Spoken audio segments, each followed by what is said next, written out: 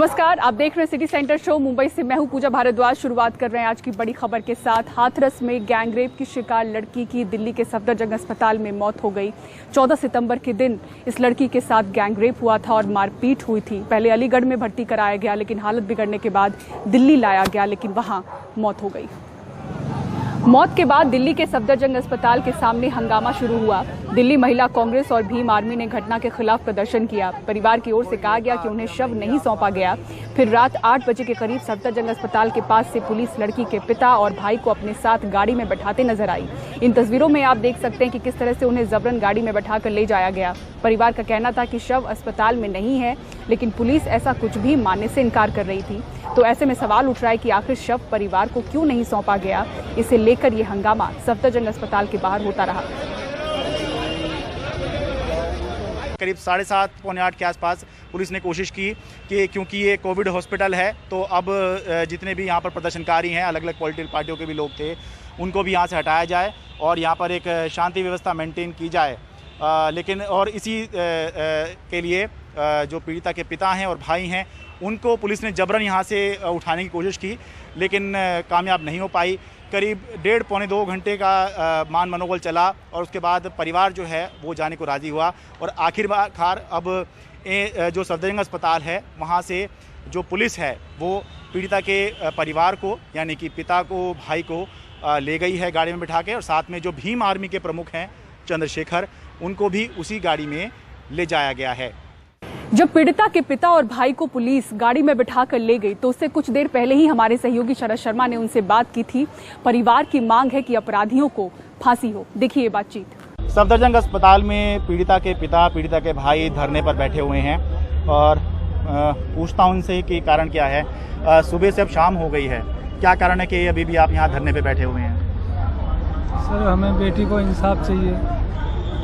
इंसाफ चाहिए, क्या कहते हैं, बेटी को जो क्या कहते हैं अपराधी हैं, हाँ, उनको कम से कम सजा क्या कहते मिलनी चाहिए, उसको फांसी होनी चाहिए। थोड़ा सा ये भी सुनने में आया कि कुछ बॉडी को लेके विवाद चल रहा है कि वो ले गए या दे नहीं रहे, क्या चल रहा है? ये सब झूठ बोल रहा है।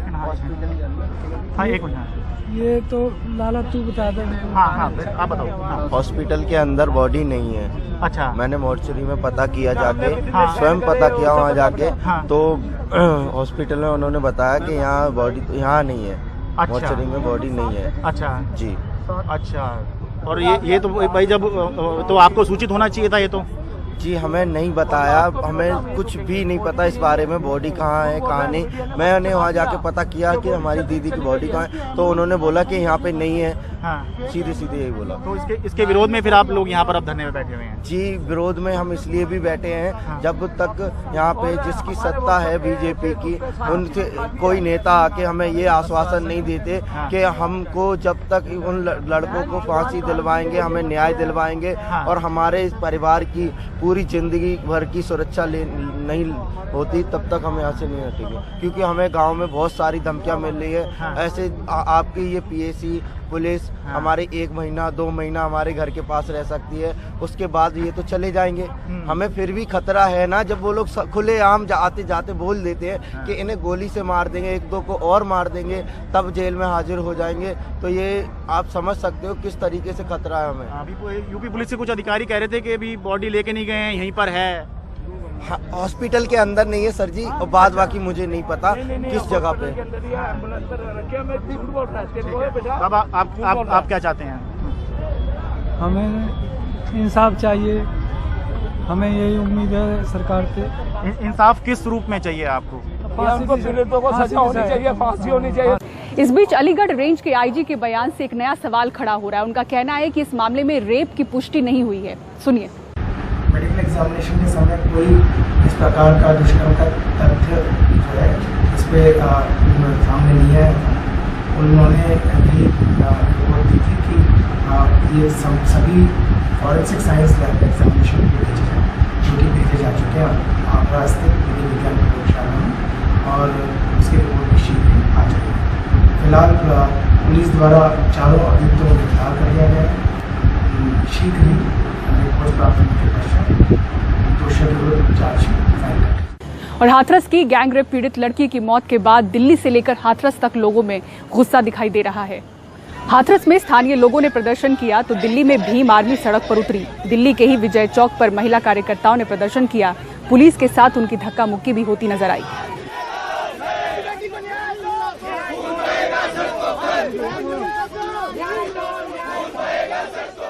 और भीम आर्मी के प्रमुख चंद्रशेखर भी सफदरजंग अस्पताल के बाहर इस मामले को लेकर प्रदर्शन करते हुए नजर आए। उनसे बात की हमारे सहयोगी शरद शर्मा ने। पहले तो ये बताइए कि क्या पॉइंट आप यहाँ पे रेज करने आए, क्या बात कहने आए हैं जो आपके लोग यहाँ पे सुबह से प्रदर्शन कर रहे हैं अस्पताल के अंदर और बाहर दोनों? मैं यहाँ इसलिए हूँ क्योंकि हमने एम्स की मांग की थी। उत्तर प्रदेश के अस्पतालों का हाल आप और मैं जानते हैं। 14 दिन तक वहाँ वो मौत से लड़ती रही, जिंदा रही। हमने एम्स की मांग की। एम्स की जगह जो है उसको सफदरजंग लाया गया। कोई मेडिकल जो है एमएलसी नहीं दी गई। डॉक्टर्स ने पीड़ित परिवार के लोगों को बाहर भगा दिया और ये कह के जो उखड़ता उखाड़ लो। हमें नहीं पता कि कल क्या हुआ है। मैं पूरी जिम्मेदारी से कहता हूं कि कल उसकी यहाँ रात में हत्या की गई है। ये राजनीतिक हत्या है क्योंकि कल अगर वो जिंदा रहती, जिस तरह का आक्रोश समाज में है, तो उन अपराधियों को कड़ी सजा मिलती। ऐसे दरिंदों को फांसी की सजा होनी चाहिए। आप पैनल किस तरह का पैनल चाह रहे हैं? मतलब पोस्टमार्टम एक अलग बोर्ड बने या कोई पैनल बने जो पोस्टमार्टम की जांच करे? जी, मुझे सफदरजंग हॉस्पिटल के डॉक्टर्स पे, उत्तर प्रदेश पुलिस पे, उत्तर प्रदेश सरकार पे कोई भरोसा नहीं है। जिन डॉक्टरों ने कल हमारे सामने जो है टीम के सामने इस तरह का व्यवहार किया, वो क्या हमें न्याय देंगे? वो सरकार के इशारे पे इसमें छेड़खानी भी कर सकते, पहले भी हुआ है, तमाम उदाहरण है। हमारी मांग है कि पीड़ित परिवार सुरक्षा की मांग कर रहा है, उनको एक सरकारी आवास दिया जाए जिससे वो शहर में रह के इस न्याय की लड़ाई को मजबूती से लड़े, अपनी जान की सुरक्षा करते हुए।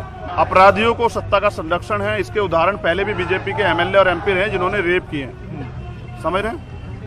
ऐसे अधिकारी कर्मचारियों पे, ऐसे डॉक्टर्स पे सेक्शन 4 का मुकदमा दर्ज हो कि जिससे किसी गरीब को के साथ अन्याय ना हो। और अब आइए बात करते हैं सुशांत सिंह राजपूत मौत मामले से जुड़े ड्रग्स मामले की। रिया चक्रवर्ती और शौविक चक्रवर्ती सहित 5 लोगों की जमानत अर्जी पर दिन भर चली सुनवाई के बाद अदालत ने अपना फैसला सुरक्षित रखा है। इधर बचाव पक्ष का आरोप है कि जो एनसीबी है वो आरोपियों पर धाराएं लगाने में भेदभाव कर रही है। एनसीबी ने जमानत अर्जी का विरोध करते हुए कहा है कि जो आरोपी हैं वो जो ड्रग्स खरीद रहे थे, न सिर्फ अपने लिए खरीद रहे थे बल्कि सप्लाई करने के लिए भी खरीद रहे थे, जो बेहद गंभीर मामला है। सुनील सिंह की रिपोर्ट देखिए। मजिस्ट्रेट और सेशंस कोर्ट में जमानत अर्जी ठुकराए जाने के बाद रिया चक्रवर्ती ने अब बॉम्बे हाई कोर्ट में गुहार लगाई है। वीडियो कॉन्फ्रेंसिंग के जरिए अदालत में रिया चक्रवर्ती और शौविक चक्रवर्ती, अब्दुल बासित परिहार, सैमुअल मिरांडा और दीपेश सावंत की जमानत अर्जी पर दिन भर सुनवाई चली। आरोपियों की तरफ से मामले में ड्रग्स की अल्प बरामदगी का मुद्दा उठाते हुए गैर जमानती धारा लगाए जाने को चुनौती दी गई। रिया चक्रवर्ती के वकील ने तो यहाँ तक दलील दी कि रिया और शौविक ने जो भी किया सुशांत सिंह राजपूत के लिए किया। रिया के वकील सतीश माने सिंधे ने अदालत को बताया कि 20 में से 5 आरोपियों को पहले दिन ही मजिस्ट्रेट जमानत दे चुके हैं क्योंकि उनके खिलाफ धारा 27A नहीं लगाई गई थी, जबकि हिरासत में लिए गए सभी अभियुक्तों पर धारा 27 के अलावा बाकी सभी अपराध समान हैं। एनसीबी की तरफ से दलील दी गई कि मामले में सह आरोपी अनुज केशवानी से बरामद ड्रग्स व्यावसायिक मात्रा में है, जो ये दिखाने के लिए पर्याप्त है कि आरोपी वित्त पोषण और ड्रग्स कारोबार में लिप्त थे। एनसीबी ने सबूत के तौर पर व्हाट्सएप चैट और इलेक्ट्रॉनिक सबूत होने का दावा भी किया।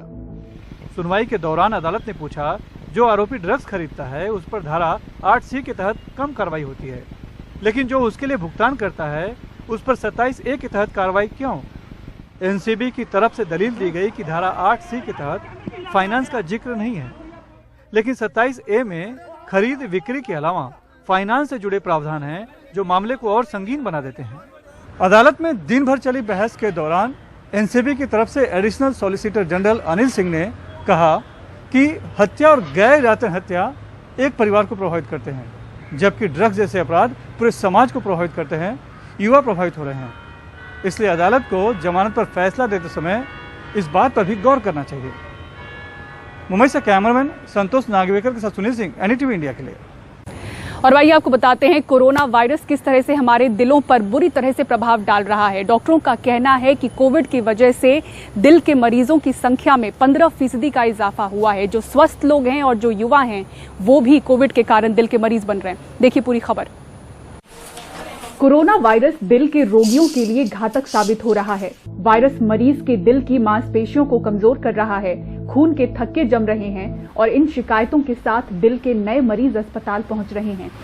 वो पेशेंट जिनमें हार्ट की कोई पहले प्रॉब्लम नहीं थी, उन पेशेंट्स में कोविड-19 हार्ट को डिफरेंट तरीके से इंपैक्ट कर सकता है। फॉर एग्जाम्पल, कई पेशेंट्स हमारे पास हार्ट की मसल्स की वीकनेस लेके आते हैं।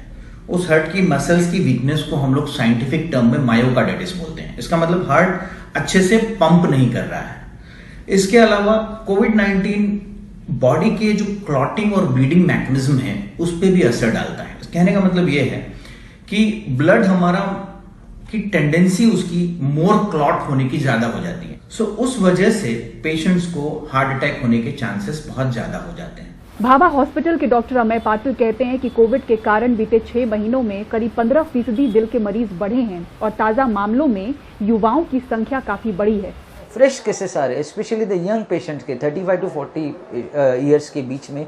ये जो यंग केसेस कार्डियक के आ रहे हैं वो डेफिनेटली कोविड के कारण रीसरफेस हुए हैं। वापस मैं वर्ड यूज़ कर रहा हूँ, रीसरफेस।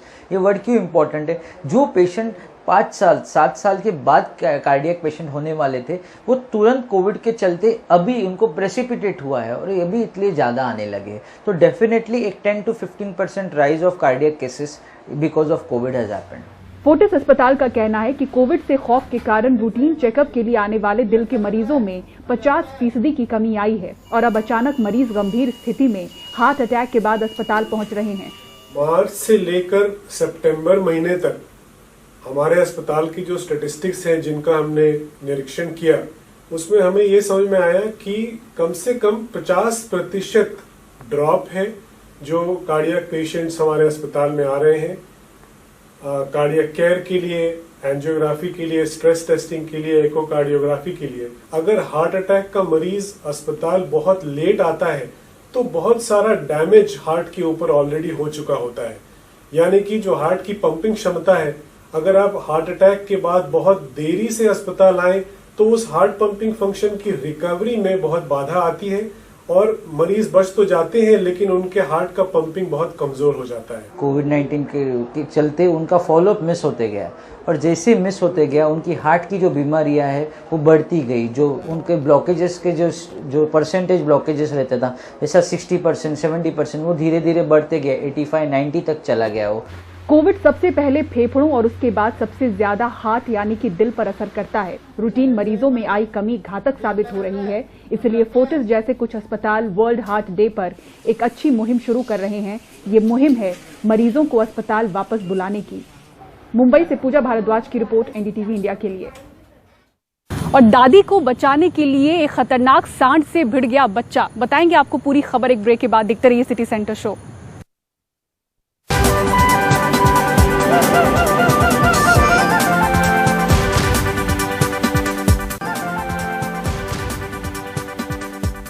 और अब बात एक ऐसे बच्चे की जो खतरनाक सांड से भी नहीं डरा। दरअसल एक वीडियो वायरल हो रहा है जिसमें एक बुजुर्ग महिला पर सांड सींग से हमला कर देता है। वो तेजी से गिर जाती हैं।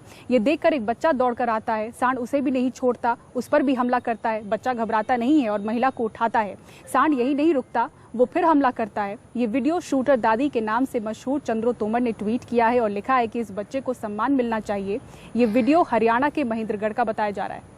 नोएडा के एक डीआरडीओ अफसर के साथ हनी ट्रैप के मामले में कुल 4 आरोपियों की गिरफ्तारी हुई है। एक की तलाश चल रही है। मास्टरमाइंड महिला जो इस मामले से जुड़ी हुई है, उनका कहना है कि वो बीजेपी से जुड़ी हुई है और बिग बॉस के एक विनर की रिश्तेदार है, लेकिन बिग बॉस के विनर के परिवार के साथ साथ भाजपा ने इसे खारिज किया है। पुलिस सुनीता गुर्जर नाम की इस महिला को एक बड़े हनी ट्रैप गिरोह का मास्टरमाइंड बता रही है। अब इसी महिला की ये बीजेपी नेताओं के साथ तमाम तस्वीरें सामने आई हैं जिसमें वो दावा कर रही है कि वो बीजेपी महिला मंडल की अध्यक्ष है। हालांकि बीजेपी इसे सिरे से खारिज कर रही है। उनके यहाँ कुछ कार्ड भी मिले, मैं आपको बता देता हूँ। उसमें उन्होंने लिखा हुआ है कि मंडल अध्यक्ष महाराणा प्रताप मंडल। तो महिला मोर्चा का पहली बात तो जहाँ वो रहती हैं वो हमारा महाराणा प्रताप मंडल है ही नहीं। हमारे सांसद या हमारे विधायक जी वो सुबह से शाम तक इतने सारे लोग हैं, सब फोटो खिंचवाते हैं। कोई अपनी डीपी लगाता है, कोई कुछ लगाता है, ये सब चलता रहता है। लेकिन मैं आपको कह सकता हूँ हमारी लिस्ट भी देख लीजिए, हमारे उसमें कोई भी वो किसी भी प्रकार की कोई हमारी वो नहीं है, ना मंडल अध्यक्ष है ना कुछ है। सुनीता का ये भी दावा है कि वो बिग बॉस के विनर मनवीर गुर्जर की रिश्तेदार है, लेकिन मनवीर के परिवार का कहना है कि सुनीता उनके गांव की रहने वाली है, उससे किसी तरह का रिश्ता नहीं है। शनिवार को इस महिला ने अपने गैंग के साथ नोएडा के सेक्टर 77 से एक डीआरडीओ के वैज्ञानिक को मसाज करने के नाम पर अगवा कर लिया था। उनका कीमती सामान छीनकर उन्हें एक ओयो होटल में रखा और फिर पुलिस की मदद से वो रिहा हुए। पुलिस ने इस मामले में सुनीता समेत 4 आरोपियों रिंकू, दीपक, राकेश को गिरफ्तार कर लिया है और 5वें आरोपी आदित्य की तलाश कर रही है। पुलिस के मुताबिक जब महिला को पकड़ा गया तो वो अपने राजनीतिक रसूख की धौंस जमाने लगी, लेकिन जब कड़ाई से पूछताछ हुई तो पता चला कि वो हनी ट्रैप में कई लोगों को फंसा चुकी है। हालांकि पुलिस महिला के राजनीतिक कनेक्शन की जांच पर कुछ नहीं बोल रही। हम लोगों ने जब उनको अरेस्ट किया था उस समय इस तरह का कोई एविडेंस हम लोगों के पास नहीं था, और ऐसे भी हमारे लिए वही इम्पोर्टेंट एविडेंसेस होते हैं जो हमारे इन्वेस्टिगेशन के लिए इम्पोर्टेंट। हम लोगों ने इस लाइन पे भी कभी किसी से बात भी नहीं की और हमें इस तरह का कुछ एविडेंस भी नहीं मिला। वहीं इस मामले की जांच मिलिट्री इंटेलिजेंस से जुड़े लोग भी कर रहे हैं। पता किया जा रहा है डीआरडीओ के अफसर को हनी ट्रैप में फंसाने की पीछे की वजह कोई और तो नहीं। इस मामले के 2 पहलू हैं। पहला तो ये कि आपराधिक साजिश जिसका पुलिस जांच करने का दावा कर रही है, वहीं दूसरा पहलू है हनी ट्रैप का गैंग चलाने वाली महिला का राजनीतिक कनेक्शन, जिसके बारे में पुलिस ना तो ज़्यादा बोल रही है और ना ही इस पहलू को लेकर जांच कर रही है। नोएडा से अपने सहयोगी अरविंद उत्तम और कैमरामैन मोहम्मद कैफ खान के साथ मैं मुकेश सिंह, एनडीटीवी इंडिया। और अब बात मौसम की। बेंगलुरु के कई इलाकों में आज जबरदस्त बारिश देखने को मिली। कई जगह से तस्वीरें सामने आई हैं। वहीं मौसम विभाग का कहना है कि बेंगलुरु के आसपास के इलाकों में अगले 48 घंटे तक इसी तरह बारिश का मौसम बना रह सकता है। और इसी के साथ सिटी सेंटर शो में मुझे दीजिए इजाजत, लेकिन खबरों के लिए देखते रहें एनडीटीवी इंडिया। नमस्कार।